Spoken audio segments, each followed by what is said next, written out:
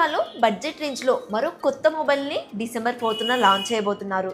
Budget వచ్చేసి ఒక 13,000 నుంచి 14,000 మధ్యలోనే ఉండబోతుంది. వీలైతే ఎగ్జాక్ట్లీ వివో T4X కి అలాగే మోటో G67 పవర్ కి కాంపిటేటర్ గా తీసుకురాబోతున్నారు. బ్యాటరీ ఇంకా ప్రాసెసర్ పరంగా వివోని బీట్ చేసి ఇక్కడ కూడా పర్ఫార్మెన్స్ పరంగా మోటోని బీట్ చేసిందని క్లెయిమ్ చేస్తున్నారు. మరి ఈ రెండు మొబైల్స్ ని బీట్ చేస్తుంది అంటే ఆ స్ట్రాంగెస్ట్ కాంపిటేటర్ మొబైల్ ఏదో తెలుసుకునే ముందు మీరు చూస్తుంది ప్రియాంక టెక్ న్యూస్. నేను వచ్చేసి మీ ప్రియాంక అండి. Welcome to our channel. ఈ వీడియోలో డిసెంబర్ 4న లాంచ్ అవబోయే రియల్మీ T4X మొబైల్ కి సంబంధించిన కంప్లీట్ స్పెసిఫికేషన్ గురించి మాట్లాడుకుందాం. అలాగే నిజంగానే ఈ మొబైల్ ఈ రెండు మొబైల్స్ కి కాంపిటీషన్ ఇస్తుందా, ఈ మొబైల్ తీసుకోవచ్చా లేదా అనే విషయాన్ని కూడా డిస్కస్ చేద్దాం. మొదటగా ఈ మొబైల్ యొక్క అన్బాక్సింగ్ చూసుకున్నట్లయితే బాక్స్ వచ్చేసి ఎప్పటిలాగానే ఎల్లో కలర్ లో అయితే కనిపిస్తుంది.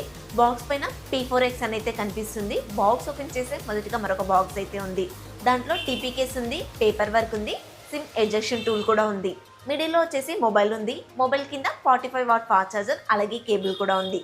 ఫైనల్ గా ఈ అన్బాక్సింగ్ నాదైతే కాదండి, జస్ట్ మీకు ఇన్ఫర్మేషన్ షేర్ చేయడం కోసం ఈ చిన్న వీడియోను యాడ్ చేస్తున్నాను. మామూలుగా ఈ మొబైల్ కి సంబంధించిన టాపిక్ సెర్చ్ చేస్తూ ఉంటే నాకు ఒక ఫన్నీ థింగ్ అయితే కనిపించింది. అది మీతో షేర్ చేయాలనుకుంటున్నాను.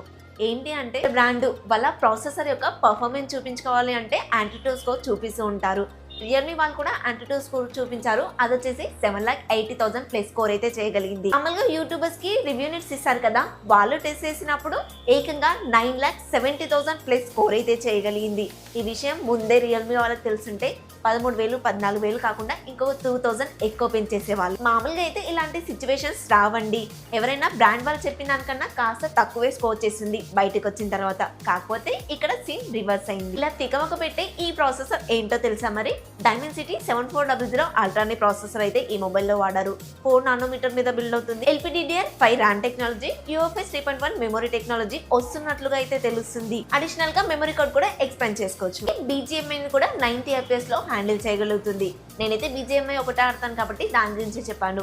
ఫ్రీ ఫైర్ అయితే ఎంత FPS వస్తే అంత FPS వరకు కూడా హ్యాండిల్ చేయగలుగుతుంది. ఈ ఫీచర్స్ కూడా ఉంటాయి కానీ కాస్త తక్కువగా ఉంటాయి. సర్కిల్ టు సెర్చ్ ఇలాంటివి అయితే ఎక్స్పెక్ట్ చేయొచ్చు. గూగుల్ జెమినీ అనేది ప్రతి ఆండ్రాయిడ్ మొబైల్లో ఉంటుంది. ఓన్లీ సామ్సంగ్ లోనూ ఉంటుంది అని మాత్రం భ్రమపడకండి. ఈ మొబైల్లోనే ఉంటుంది. ప్రతి ఒక్క ఆండ్రాయిడ్ మొబైల్లో కూడా ఇస్తారు. అలాగే 5300 mm² వేపర్ కూలింగ్ ఛాంబర్ ఉంటుంది. గేమ్ ఎక్కువగా ఆడుతున్నాము, ఎక్కువసేపు ఆడుతున్నాము అంటే హీట్ ని కంట్రోల్ చేస్తుంది కానీ ప్రాసెసర్ హీట్ అవుతుంది. అలాగే లాగ్ ఇష్యూస్ ని కూడా మీరు నోటీస్ చేయొచ్చు. ఇంకా ఈ మొబైల్లో వీళ్ళు బాగా హైలైట్ చేసిన నెక్స్ట్ ఫీచర్ వచ్చేసి ఈ బడ్జెట్ లో కూడా 7000 mAh బ్యాటరీ ఇస్తున్నారు. 45 వాట్ ఫాస్ట్ ఛార్జర్ ఇస్తున్నారు. అది కూడా బాక్స్ లోనే ఇస్తున్నారండి.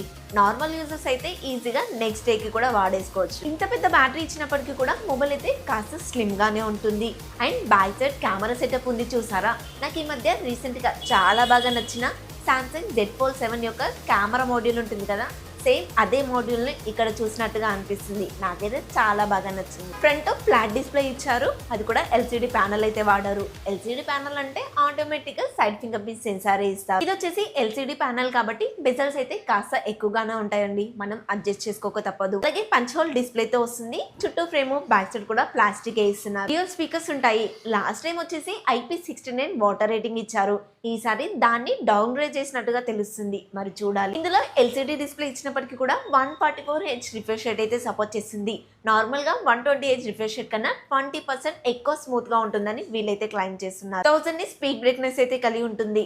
అవుట్డోర్ కండిషన్ లో కాస్త కష్టం అవుతుంది కానీ ఇండోర్ కండిషన్ లో మాత్రం ప్రాబ్లం ఏమి ఉండదండి. ఈ బడ్జెట్ లో వీళ్ళు LCD ఇచ్చే కన్నా AMOLED ఇచ్చుంటే బాగుండేది అనిపించింది.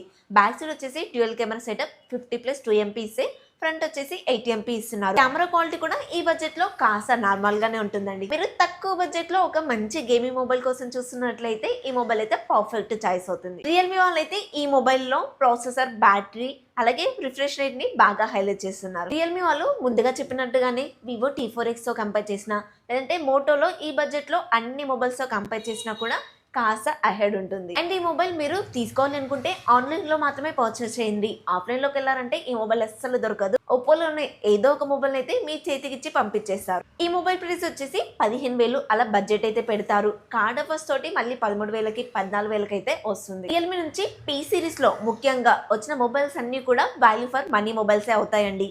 ఇంతకీ ఈ మొబైల్ యొక్క స్పెక్స్ మీకు ఎలా అనిపించాయో డెఫినెట్ గా కమెంట్ లో చెప్పండి. ఇది వాళ్ళ మన వీడియో ఫ్రెండ్స్. ఈ వీడియో అయితే మీకు నచ్చిందని అనుకుంటున్నాను. నచ్చితే తెలుసు కదా, ప్లీజ్ ఒక లైక్ చేయండి. కొత్త వాళ్ళు మన ఛానల్లోకి వచ్చినా ఇప్పటివరకు చూసి ఇంకా సబ్స్క్రైబ్ చేయకుండా కూడా ప్లీజ్ మన ఛానల్ని అయితే సబ్స్క్రైబ్ చేసుకోండి. అలాగే కమెంట్స్ పక్కనే హై పాయింట్స్ ఉంటాయి, దయచేసి చూసిన ప్రతి ఒక్కరు కూడా హై పాయింట్స్ ఇవ్వడానికి ట్రై చేయండి. మన ఛానల్ గ్రోత్కి అవి ఎంతో హెల్ప్ అవుతాయి. నెక్స్ట్ ఇంకొక కొత్త ఇన్ఫర్మేటివ్ వీడియోతో మీ ముందుకు వస్తాను. Until then bye bye. మిగతా ఇంట్రెస్టింగ్ స్పెక్స్ తెలుసుకునే ముందు మీరు మన ఛానల్ని కొత్తగా చూస్తున్నట్లయితే ప్లీజ్ మన ఛానల్ని సబ్స్క్రైబ్ చేసుకోండి. అలాగే కమెంట్స్ పక్కనే హై పాయింట్స్ ఉంటాయి, అందరు కూడా హై పాయింట్స్ ఇవ్వడానికి ట్రై చేయండి. ఈ మధ్య మన ఛానల్కి చాలా హై పాయింట్స్ ఇస్తున్నారండి. అందరికీ కూడా థ్యాంక్ యూ సో మచ్.